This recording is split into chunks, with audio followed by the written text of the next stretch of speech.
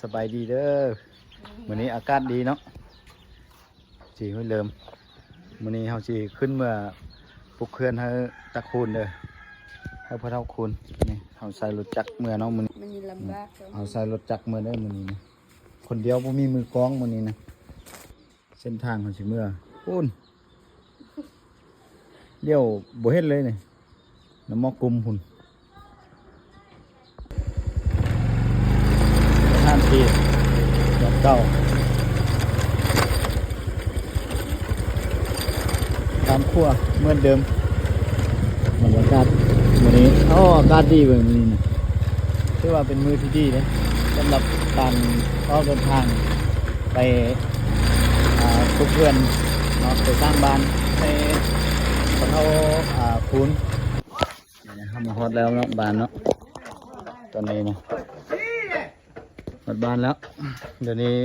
พี่น้องกำลังมางแล้วก็ปลุกใหม่แล้วเนาะแต่เช้าลกไก่ตัดออกเลยเนาะลกไก่ไม่สร้างแล้วเนาะหลังจากนี้การเฮ็ดเฮือนเขาก็มีความยุ่งยากหลายเนาะขั้นตอนแรกนี้เขาก็ต้องได้เอาเสาลงก่อนหลังจากเอาเสาลงแล้วเนาะมีทั้งหมดเสาที่เขาจะต้องเอาลงนี้มันมีทั้งหมดมีอยู่6เสาด้วยกันเนาะอันนี้ก็เป็นเสาเอกเสาที่1เสาเอกเนาะส่วนเสาที่2ที่3ที่4ทาง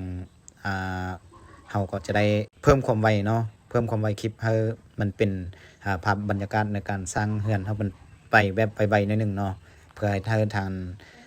ทาง FC ทุกคนนั้นได้เบิ่งว่ามันเป็นจังไดมันข้ามขั้นตอนไปบ่หรือว่าบางสิ่งบางอย่างเราก็ต้องได้ตัดคลิปออกไปเนาะบางสิ่งบางอย่างเราก็จงเอาไว้บางสิ่งบางอย่างเราก็เพิ่มความไวให้มันเป็น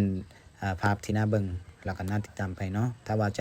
เราจะเบิ่งเป็นคลิปยาวๆนี่ประมาณ8 ชั่วโมงพุ่นแหละเราจึงจะหมดนะแต่ตอนนี้เราก็จะได้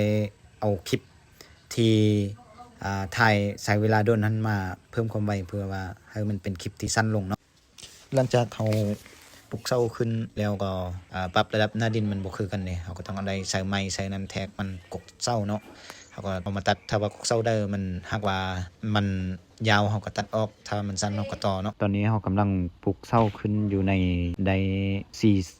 3เสาเนาะ3เสาแล้วเสาที่มันกำลังตัดอยู่นี่เขาก็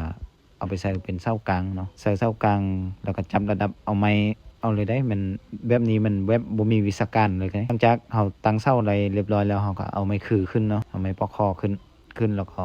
ตอกเหล็กจับทางชาวบ้านแล้วก็เขาเจ้าว่ามันเฮ็ดยากๆนิดนึงเนาะเฮ็ดยากๆนิดนึงก็เลยเฮ็ดส่งแบบเป็นเฮือน